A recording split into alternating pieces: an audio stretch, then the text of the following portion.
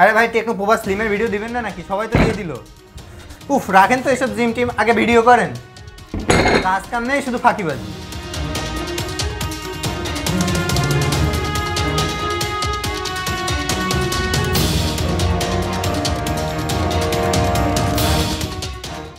কি রে ভাই, দরজা লাগে কি করছে এতক্ষণ? টেকনো পোভা স্লিম, চারদিকে ফোনটা নিয়ে বেশ মাতামাতি হচ্ছে। হ্যাঁ ভাই, সুন্দর দেখতে পাতলা সাতলা ফোন, মাতামাতি হওয়ারই কথা। তবে আমার মতে এই সুন্দর ডিজাইন এবং স্লিম ডিজাইনের প্রতি আগেভাগে দুর্বল হওয়াটা ঠিক হবে না, কেননা এই ফোনটায় এমন কিছু বিষয় রয়েছে যেগুলি জানার পরেই মূলত ফোনটা আপনাদের নেওয়া উচিত। ইন্ট্রো পার্টে আমরা প্রেসার দিয়ে যেমন ডিউরেবিলিটি টেস্ট করেছি, ওই টেস্টটা আপনাদের ভিডিওতে দেখানো হবে। পাশাপাশি এই ফোনে 5160 mAh ব্যাটারি রয়েছে। তুলনামূলক ভালো ব্যাটারি ব্যাকআপ আমরা পাবো কিনা, অতিরিক্ত গরম হবে কিনা, পারফরমেন্স, ডিসপ্লে, ডিজাইন সব কিছু মিলিয়ে টেকনো পোভা স্লিম ফোনটা আসলে কেমন হচ্ছে, চলেন সেই বিষয়গুলি জানা যাক। অফিসিয়ালি আমরা ফোনটা পাচ্ছি 29,999 টাকায়। একটা মাত্র স্টোরেজ ভেরিয়েন্ট, 8/256 GB। কালার রয়েছে দেখলাম তিনটা, আমাদের হাতেরটা হোয়াইট কালারের। 1 বছরের মেজর অ্যান্ড্রয়েড আপডেট এবং 3 ইয়ার্সের সিকিউরিটি আপডেটও দেওয়া হবে। টেকনো থেকে আরও একটা গুড নিউজ দেওয়া হয়েছে। এখন থেকে পোভা সিরিজের যে অফিসিয়াল ফোনগুলো আমরা আসতে দেখবো, সবগুলোতে কিন্তু 50 GB ক্লাউড স্টোরেজ ফ্রি দেওয়া হবে। যদিও সেটা 3 বছরের জন্য, তবে আমার কাছে মনে হয়েছে এটা একটা ভালো উদ্যোগ। বক্স কন্টেন্টে এরকম একটা হার্ড কেস দেওয়া হয়েছে, সেমি ট্রান্সপারেন্ট বলা যায়, এবং এইটা যখন ফোনের সাথে লাগানো হয় কোনোভাবে বোঝা যায় না যে আমি এই ফোনের সাথে কোনো কেস ব্যবহার করেছি। বক্সে আরও রয়েছে 45 ওয়াটের চার্জার এবং টাইপ A to C কেবল। আসি বিল্ড অ্যান্ড ডিজাইনে। এই ফোনটা প্রথমেই নজর কাড়ে এর থিকনেসের জন্য, 5.95 mm। খুবই পাতলা একটা ফোন, তারপরে আবার ডিসপ্লে কার্ভ, রেয়ার প্যানেলও কার্ভ, যে কারণে হাতের ভিতরে নিলে আরও বেশি পাতলা মনে হয়। বডি ফ্রেমটা প্লাস্টিকের, রেয়ার প্যানেলে আবার ফাইবার গ্লাস প্রোটেকশন দেওয়া হয়েছে। এটা প্লাস্টিকের থেকে কিছুটা বেটার ম্যাটেরিয়াল, যে কারণে আরেকটু ডিউরেবল অ্যান্ড স্ক্র্যাচ খুব সহজে পড়বে না। আমরা একটু টেস্ট করে দেখেছি, এখানে কিন্তু অত সহজে স্ক্র্যাচ পড়ে না। ক্যামেরা বাম্পটা তো আপনারা বুঝতে পারছেন কেমন করা হয়েছে। তো উপরের দিকে আমরা মেটাল দেখতে পাচ্ছি, এখানেও আমরা একটু ঘষাঘষি করে দেখলাম যে আসলে পিওর মেটাল দেওয়া হয়েছে, যে কারণে এই জায়গাটা আরেকটু ডিউরেবল হচ্ছে। কালো করে যে অংশটা দেখছেন, এখানে কিন্তু সিঙ্গেল একটা গ্লাস প্রোটেকশন ব্যবহার করা হয়েছে। দুইটা ক্যামেরা এবং মুড লাইট, এই মাঝের জায়গা সব কিছুতেই একটা মাত্র গ্লাস থাকছে। তবে ভয় আছে, কেননা ফোনটা যখন পড়ে যাবে হাত থেকে, এই গ্লাসে কিন্তু আঘাত সবার আগে লাগবে, সো ভেঙে যাওয়ার সম্ভাবনা রয়েছে। আমি বলবো এজন্যই অন্তত আপনারা এই ফোনের সাথে কেসটা ব্যবহার করেন, অথবা এখানে ভালো কোনো প্রোটেকশন ব্যবহার করেন। স্ক্রিনে গোরিলা গ্লাস 7i প্রোটেকশন রয়েছে। আমরা একটু ড্রপ টেস্ট করে দেখিয়েছি বিভিন্নভাবে, করে দেখাচ্ছি আর কি। না, নর্মালি এইভাবে পড়লে ফোনটাতে তেমন কিছু হবে না। অ্যান্ড বেন টেস্ট, এবার পালা বেন টেস্ট করার। আমরা হাত দিয়ে প্রেসার দিয়ে দেখেছি, বাঁকানোর চেষ্টা করেছি, হ্যাঁ হালকা বেঁকে যাচ্ছে এবং কটকট শব্দ শোনা যাচ্ছে। হাত দিয়ে এভাবে তো বেন টেস্ট করা হয়, কিন্তু আমরা প্রেসার দিয়ে দেখতে চাই, মানে সরাসরি এর উপরে ওয়েট দিয়ে দেখব। ফোন ওকে আছে, হ্যাঁ স্ক্রিন টাচ সব কিছু ওকে আছে। মাঝে একদমই ফাঁকা জায়গায় একেবারে সমান সমান ফোনটা রেখেছি। প্রথমে আমরা কত কেজি দিচ্ছি? 8 কেজি। ওকে, প্রথমত আমরা 8 কেজি প্রেসার এই ফোনের উপরে দিয়ে দেখব। চলেন, বিসমিল্লাহ। না, 8 কেজিতে ফোনটাতে তেমন কিছু হয়েছে বলে মনে হচ্ছে না, হালকা একটু বেঁকে মতো আছে। ফোন কিন্তু কাজ করছে, স্ক্রিন ওকে আছে এবং কোনো জায়গায় ভেঙে যাচ্ছে এরকম কোনো কিছু দেখছি না আমরা। তবে এবার ওয়েটটা বাড়িয়ে আমরা চলে যাব 10.5 কেজিতে। এবার কিন্তু স্বাভাবিকের তুলনায় বেশি ওয়েট আমরা দিচ্ছি, 10.5 কেজি, রাইট? 10.5 কেজি ওয়েট দিচ্ছে। দেখা যাক আসলে এই ফোনটা এত প্রেশার নিতে পারে কিনা। এটা কি দুইজন ধরতে হবে না একাই পারবো? আরে না, 10.5 কেজি মাত্র, বেশি না। দেখা যাক, বিসমিল্লাহ। একটু আমরা ভয়ে আছি, তারপরেও মানে মনে হয় না তেমন কিছু হবে। এই যে আমি বলছিলাম স্ক্রিন প্রোটেক্টর নাই, যে কারণে কিন্তু ফোনটা তেলে যাচ্ছে। ভাই ভাই ভাই ভাই ভাই 10.5 কেজি ওয়েট ফোনটা নিয়ে আছে।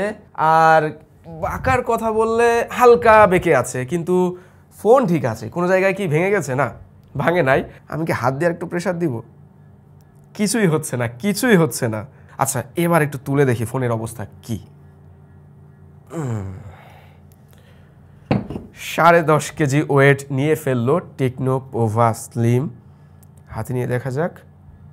স্ক্রিন সম্পূর্ণ ওকে আছে, টাচে কাজ করছে, মানে রেয়ার প্যানেলটাও ওকে আছে, ক্যামেরা মডিউলের এরিয়াটাও কিন্তু ওকে আছে। তার মানে আমাদের এই বেন টেস্টে টেকনো পোভা স্লিম কিন্তু টিকে গেল।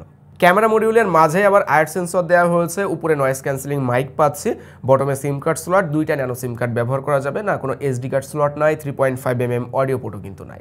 IP64 এর রেটিং দেওয়া হয়েছে, এই সময়ে এসে 64টা কিছুটা কমই মনে হয় আমার কাছে, এখন 68 69 সবাই ব্যবহার করছে, যদিও এটা আবার সবার প্রয়োজনও আসে না, আমার মতে 68 থাকলে ভালো হতো। ক্যামেরা মডিউল নিয়ে যখন কথা বলছি তখন এই মুড লাইটের ব্যাপারটাও সেরে ফেলা যাক। হ্যাঁ, লাইটটা দেখতে সুন্দর, বিভিন্ন স্টাইলে জ্বলতে পারে, তবে এইটা নাকি ইউজারের মুডের উপর নির্ভর করে চলে, মানে আমি কখন কি মিউজিক শুনছি, স্যাড নাকি হ্যাপি মিউজিক, কি ধরনের ভিডিও দেখছি, কিভাবে ফোনটা ব্যবহার করছি, টেকনোর এআই ওইটা ট্র্যাকিং করবে, দেন ওই ধারণা অনুযায়ী ও লাইটটা ভিজিবল করবে বা লাইটে এক্সপ্রেশন দেখানোর চেষ্টা করবে। আমি জানি না কতটুকু সত্য, কিন্তু দেখতে জিনিসটা আসলে সুন্দর।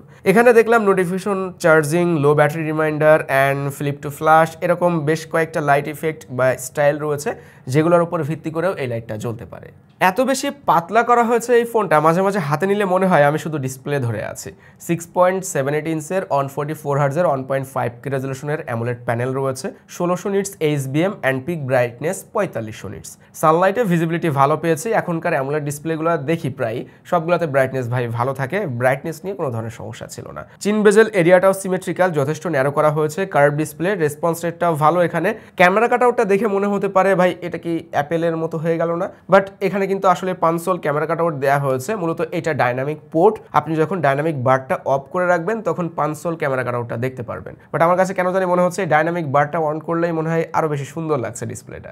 144 হার্জ রয়েছে, তবে সেটিংসের কিছু জায়গায় বা ইউআই এর কিছু অ্যাপ্লিকেশন যেমন মেসেজ, ফোন, এইগুলোতে 144 হার্জ আনলক করা যায়, আর বাকি যত অ্যাপ্লিকেশন বা যা কিছু করে আমরা ফোনের ভিতরে সব জায়গায় দেখলাম 90 to 120 হার্জ সেট করা যাচ্ছে। তার মানে রেগুলার ইউজেজে আপনারা এই ফোনে 90 to 120 হার্জই পাবেন, 144 হার্জ খুব একটা দেখতে পারবেন না বা ওইটার মজা নিতে পারবেন না।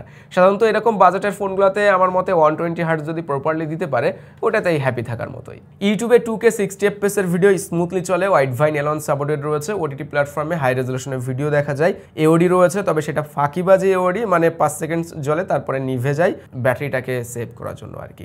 সো এই ফোনটাতে যে ডিসপ্লে প্যানেলটা রয়েছে, আমরা টিপিক্যালি এরকম ডিসপ্লে 20, 22, 25 হাজার টাকা প্রাইস রেঞ্জের ফোনগুলোতে দেখে থাকি, curve display, AMOLED display, 144 hertz, so ওই রকমই মনে হচ্ছে। স্পেশাল কিছু আসলে 30,000 টাকা প্রাইস রেঞ্জ অনুযায়ী এখানে আমার কাছে মনে হয় না দেয়া হয়েছে। যদি থাকতো HDR10+ বা 10 বিটের প্যানেল তাহলে আসলে ভালো হতো, আমরা ইউটিউবে বা ওটিটি প্ল্যাটফর্মগুলিতে HDR কন্টেন্ট দেখতে পারতাম। সিঙ্গেল স্পিকার রয়েছে, চলেন আপনাদেরকে একটু সাউন্ড কোয়ালিটি শোনানো যাক।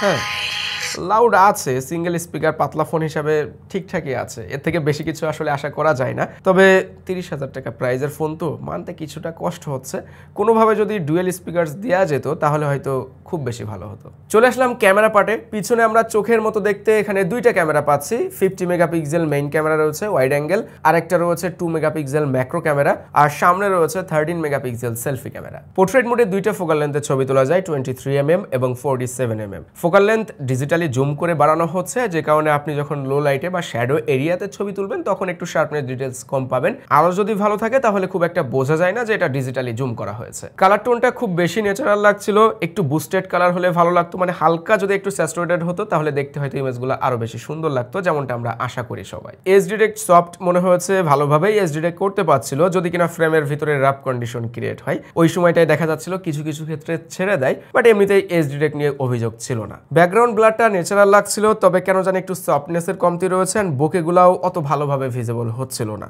আমার কাছে এই ফোনের পোর্ট্রেট মোডের ইমেজ কোয়ালিটি একটু সাদামাটা টাইপের মনে হয়েছে, যেন আরেকটু এডিটিং করা প্রয়োজন, আরেকটু ইমপ্রুভমেন্টের জায়গা রয়েছে এমনটা মনে হচ্ছিল। তবে ল্যান্ডস্কেপে এসে যেটা দেখলাম যে একেবারে ভিন্ন কোয়ালিটির ছবি, এখানে শার্পনেস ডিটেলস ভালো পাচ্ছি, লাইট ব্যালেন্সটা সুন্দর, ডাইনামিক রেঞ্জটাও ভালোভাবে ওয়াইডলি ব্যালেন্স করতে পারছে, এন্ড কালারগুলোও দেখতে ভালো লাগছে, মানে যেমনটা ছবি আমরা আশা করি। আবার এই জায়গাটায় আমরা একটু জুম করেও দেখেছি, 50 মেগাপিক্সেল ক্যামেরা শার্পনেস ডিটেলস ভালো দিতে পারছিল। লো লাইটের ল্যান্ডস্কেপ ছবি তুলেছি, যেখানেও খুব সুন্দর লাইটগুলো ব্যালেন্স করতে পারে, অস্ট আউটের দিকে যায় না, এন্ড কালারগুলোও ভালোভাবে ফুটিয়ে তুলতে পারে। 13 মেগাপিক্সেল সেলফি ক্যামেরা আছে, এই জায়গাটা ভালো করছে, সেলফি দেখতে ভালো লাগছিল, কালার টালার ঠিকই আছে। আমরা খুব একটা যে স্যাচুরেটেড ছবি পাচ্ছি সেলফিতে এরকম না, বাট সেলফি ক্যামেরা আসলে যেমন দেখতে ভালো লাগে সেরকমই মনে হচ্ছিল। ওয়াইড ফোকাল লেন্থ পেয়েছি 21mm, গ্রুপ সেলফিতে ভালো রেজাল্ট পাওয়া যায়, এন্ড লো লাইটেও দেখলাম ভালো ছবি তুলতে পারে এই সেলফি ক্যামেরা। সামনে এবং পিছনে 2K 30 FPS ভিডিও শুট করা যায়, আমরা ভিডিও টেস্ট করে আপনাদেরকে দেখিয়ে দিচ্ছি। পিছন ক্যামেরাতে 2K 30fps শ্যুট করা যায়, তবে সমস্যা হলো আপনি যখন ইআইএসটা অন করবেন, একটু স্টেবল ভিডিও চাইবেন, তখন কিন্তু আর 2K 30fps শ্যুট করতে পারবেন না। রেজলিউশনটা চলে যাবে 1080p 30fps। এখন আমরা ইআইএস বন্ধ রেখেছি, ভিডিও কোয়ালিটি ঠিক এরকম পাওয়া যাচ্ছে। হ্যাঁ, ফেস ট্র্যাকিং করতে পারছে, লাইট খুব সুন্দর ব্যালেন্স করতে পারছে, দেখতে ভালো লাগছে। এই জায়গায় 4K থাকলে আরও ভালো হতো। ইআইএসটা যদি 2K 30fps পেতাম তাহলে ঠিকঠাকই লাগতো। পোভা স্লিমের সেলফি ক্যামেরাতে 2K 30fps ভিডিও শ্যুট করা যাচ্ছে। ইআইএসটা বন্ধ আছে। ইআইএস যদি আমি অন করি সেই সময়টাই কিন্তু রেজলিউশন চলে যাচ্ছে 1080pতে, তখন ওই ভালো কোয়ালিটি আর পাওয়া যাবে না এক কথায়। সো আপনারা যদি একটু ভালো রেজলিউশনে ভিডিও শ্যুট করতে চান তখন আপনাদেরকে 2K 30fps ভিডিও শ্যুট করতে হবে। এই জায়গায় সমস্যা হলো রেজলিউশন ভালো থাকছে বাট আবার ভিডিওটা স্টেবল না, মানে এক কথায় ফ্রেন্ডলি না আপনার ভিডিও কন্টেন্ট তৈরির জন্য। লিমিটেশন আছে এখানে অনেক। আর এখন সন্ধ্যা সন্ধ্যা ভাব, আকাশে মানে সূর্যটাও দেখা যাচ্ছে না, বিকালের একদমই শেষ সময়। তারপরেও কালার টালা দেখতে ভালো লাগছে, সাদাটে ভাবটা নেই, সুন্দর আছে। ক্যামেরা নিয়ে ছোট করে বলতে হলে আমার কাছে মনে হয়েছে আমরা টেকনোর ফোনই পাবো অফিসিয়াল মার্কেটে 30,000 টাকার ভিতরে বা 30,000 টাকা প্রাইস রেঞ্জের আশেপাশে, যেগুলোর ক্যামেরা কোয়ালিটি এই ফোনের থেকে আরও বেশি ভালো। সো এই ফোনটাতে আসলে ক্যামেরাতে আমার মনে হয় না অত বেশি ফোকাস করা হয়েছে। বাংলাদেশে 5G আসতে না আসতে আমরা 5G ফোনগুলো আসতে দেখছি, মানে হুটহাট ঢোকা শুরু করছে। অ্যান্ড যে ফোনগুলো আমরা দেখতাম না, এখনও ভাই অফিসিয়াল মার্কেটে কেউ কেউ ফোন লঞ্চ করছে যেগুলোর প্রাইস 35-36, তাও 4G SoC দিয়ে। আমি জানি না কেন দিচ্ছে বা কেন বা 5G SoC সময়টা চলে এসেছে। অ্যান্ড টেকনো এই ব্যাপারটা হয়তো বুঝতে পারছে, যে কারণে তারা এই ফোনটা 5Gতে লঞ্চ করেছে। সো এখানে আমরা SoC পাচ্ছি ডায়মেনসিটির 6400, যেটা কিনা 5G প্লাস SoC। G200 এর সাথে আমরা পরিচিত আছি না, সো G200 আর ডায়মেনসিটির 6400 অনেকটাই সেম SoC বলা যায়, কেননা এখানে সেম ক্লাস্টার ব্যবহার করা হয়েছে। শুধুমাত্র 6400তে ক্লাস্টারগুলোকে একটু বুস্ট আপ করা হয়েছে, মানে গিগাহার্টসটা বাড়ানো হয়েছে, যে কারণে পারফরমেন্সটা একটু বেটার পাওয়া যাবে। পাশাপাশি এখানে 5G মডেম ব্যবহার করা হয়েছে, যে কারণে SoCটাকে আমরা 5G হিসেবে পাচ্ছি। আমরা একটু টেস্ট করে দেখলাম, গিগবেন 6 এ সিঙ্গেল করে 767 পেয়েছি, মাল্টি করে 1979 এবং আনটুটু টেস্টে দেখেছি 6,20,000। রেগুলার ইউজেজে এই ফোনটায় 5টা-7টা অ্যাপ দিয়ে মাল্টিটাস্কিং করা, 8GB র্যাম রয়েছে, ওইটা হ্যান্ডেল করতে পারে। সোশ্যাল মিডিয়া ব্রাউজিং, তারপরে আপনি একটু প্রোডাক্টিভ কাজ করছেন, অনেকে টুকটাক ভিডিও এডিটিং করতে পারেন, মাল্টিমিডিয়া কনজিউম, এগুলা বেশ ভালোভাবে হ্যান্ডেল করতে পারবে। তবে গেমিং পারফরমেন্স কেমন পেয়েছি, ব্যাটারি ব্যাকআপ আসলে ভালো পাচ্ছে কিনা, যেখানে 5160 mAh এর ব্যাটারি রয়েছে, 45 ওয়াটের চার্জার, অ্যারাউন্ড 1 ঘন্টার ভিতরে ফুল চার্জ হয়ে যায়। চলেন আমরা বেশ কিছু টেস্ট করেছি, battery drain test and gaming test, পাশাপাশি ভিডিও কল টেস্ট, সেগুলোতে কেমন পারফরমেন্স পেয়েছি, কেমন রেজাল্ট পেয়েছি এবার জানা যাক। পাবজি গেম স্মুথ সেটিংসে 60 FPS খেলা যায়। আমরা 30 মিনিট গেমিং টেস্ট করেছি, যেখানে 60 FPS গেমিং করার সময় আমাদের ব্যাটারিটা ড্রপ হয়েছে 8 to 9%। এভারেজে আপনি 9% ব্যাটারি ড্রপ হতে দেখবেন, যেখানে কিন্তু আমরা গুড ব্যাটারি ব্যাকআপ পেয়েছি স্লিম ফোনের তুলনায়। টেম্পারেচারটা যাচ্ছিল 39 থেকে 39.9 ডিগ্রি সেলসিয়াসের আশেপাশে, মানে ও 39 ডিগ্রি সেলসিয়াসের আশেপাশে ঘোরাঘুরি করছিল, যেখানেও কিন্তু টেম্পারেচারটা ভালো ছিল, কেননা এই ফোনটা এত স্লিম হইলেও ভেপার চেম্বার কুলিং সিস্টেম ব্যবহার করা হয়েছে, যে কারণে ফোনটা ওভারহিটের দিকে যাচ্ছিল না। আমরা ভিডিও কল টেস্ট করেছিলাম, যেখানে এই ফোনে ভিডিও কলে 30 মিনিট কথা বলার জন্য ব্যাটারি ড্রপ হচ্ছিল 6% এভারেজে। আপনি 5 to 6 বা কোনো সময় 7%ও হয়তো ব্যাটারি ড্রপ হতে দেখবেন।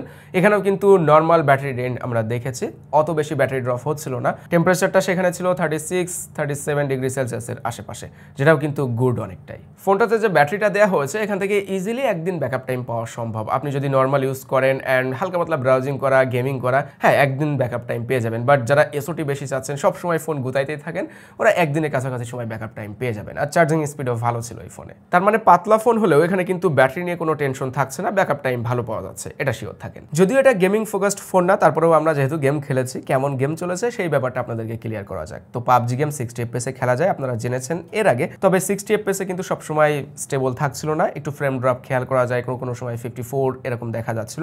মানে লং টাইম গেমিং এর জন্য আসলে এই ফোন থেকে ভালো পারফরমেন্স পাওয়া যাবে না। সিওডি গেম 60 FPS খেলা যায়, পাবজি থেকে কিছুটা বেটার পারফরমেন্স পাচ্ছিলাম সিওডি গেমে, যেহেতু অপটিমাইজড গেম। বাকি অনেকগুলো গেম ট্রাই করেছি, ই ফুটবল রয়েছে, ফ্রি ফায়ার রয়েছে, তারপরে ডেল্টা ফোর্স রয়েছে, এগুলোতে সব 60 FPS খেলা যাচ্ছিল। ও ডেল্টা ফোর্সের ব্যাপারটা ক্লিয়ার করি, 60 FPS খেলা যায় না, ওই জায়গাটায় আমরা 45-48 এরকম FPS টা পাচ্ছিলাম। টেকনোর ফোনে একেবারে ভিন্ন রকম ইউআই দেখতে পেলাম এই পোভা সিরিজ সিরিজের নতুন ফোনগুলোতে, মানে পোভার জন্য স্পেশাল ইউআই এটাকে বলা হচ্ছে। ওয়ালপেপার থেকে শুরু করে ইউআইয়ের ভিতরের অ্যানিমেশন, লোগো, তারপরে কাস্টমাইজেবল অপশন, আইকনগুলো সবকিছু যেন নতুন করে সাজানো হয়েছে এরকমটাই মনে হচ্ছিল। সো হ্যাঁ, এরকম নতুন কিছু থাকলে বা নতুন কিছু দেখলে ভালোই লাগে, যেমনটা এই ফোনের ক্ষেত্রে আমার কাছে মনে হচ্ছিল। এর ইউআইতে গুগলের সার্কেল টু সার্চ রয়েছে, সার্কেল করে কোনো কিছু সার্চ করা যাবে, এটা রয়েছে। আর এআই স্টুডিও রয়েছে, যেখানে আমরা এআই ইরেজার পাচ্ছি, এআই এক্সটেন্ডার পাচ্ছি। এআই ইরেজার এটাও আপনারা জানেন, এক্সটেন্ডার এটাও আপনারা জানেন, নতুন করে আর বলার মতো কিছু নাই। তবে যে এআইগুলো রয়েছে ওইগুলো খুব দারুণ কাজ করেছে এটা বলতে পারি। কানেক্টিভিটির ভিতরে টেকনোর ফিলিং ফিচারটা পাচ্ছি, অ্যান্ড সেই সাথে ব্লুটুথ 5.4 এনএফসিও থাকছে, আয়ার সেন্সরও রয়েছে, যেটা আপনাদেরকে বলেছিলাম। ভিডিও তো প্রায় শেষ, এবার আমার মতামতগুলি একটু শর্টকাটে শেয়ার করি, যাতে করে আপনাদের সিদ্ধান্ত নিতে সুবিধা হয় ফোনটা কেনার ক্ষেত্রে। যাদের পছন্দ হয়েছে বা যাদের হয়নি তারাও বুঝতে পারবেন সবকিছুই। ওকে, তো আমার কাছে প্রথমত যেটা মনে হলো, এই ফোনের আরও একটা ভেরিয়েন্ট থাকা দরকার ছিল 128GB, তাহলে সেম ফোন আমরা কিছু টাকা কমে কিনতে পারতাম। তবে এখন যে প্রাইসটা দেওয়া হয়েছে এই বিবেচনায়, মানে 30,000 টাকা বিবেচনায়, কেন জানি মনে হচ্ছে আরও কিছু জায়গায় ইমপ্রুভমেন্টের সুযোগ ছিল। যেটা মনে হয়েছে আমার কাছে, ডিসপ্লেতে অবশ্য HDR10+ অ্যান্ড 10 বিটের প্যানেল হওয়া দরকার ছিল, ক্যামেরাতে ওআইএস থাকতে পারতো, আর 30,000 টাকার ফোন, এখানে তো আমরা সেকেন্ডারি স্পিকার মানে ডুয়েল স্পিকারস আশা করি। তবে ভাই, আপনি যদি একটা স্লিম ফোন চান, যেখানে আবার কার্ভ ডিসপ্লে থাকতে হবে, যেখানে ব্যাটারি ব্যাকআপটা ভালো থাকতে হবে, যেখানে ডিজাইনটা সুন্দর হবে, আপনি কানে নিবেন, পিছনে আলো টালো জ্বলবে, যে কেউ তাকাবে, এবং সবশেষে একটা ডিউরেবল ফোন চাচ্ছেন, যেটাকে আমরা খুব বেশি প্রেসার দিয়েছি, খুব বেশি অত্যাচার করেছি, তারপরেও এই ফোনটা এখনো পর্যন্ত ওকে আছে। মানে স্লিম হইলেও আপনি চিন্তায় থাকবেন না যে ফোনটা ভেঙে যাবে না তো, বেঁকে যাবে না তো, এরকম কোনো চিন্তা আপনার মাথায় থাকবে না, তাহলে এই ডিভাইসটা আপনার পছন্দের তালিকায় রাখতেই পারেন। এই তো ছিল আজকের ভিডিও। সবাই ভালো থাকবেন, সুস্থ থাকবেন, আল্লাহ হাফেজ।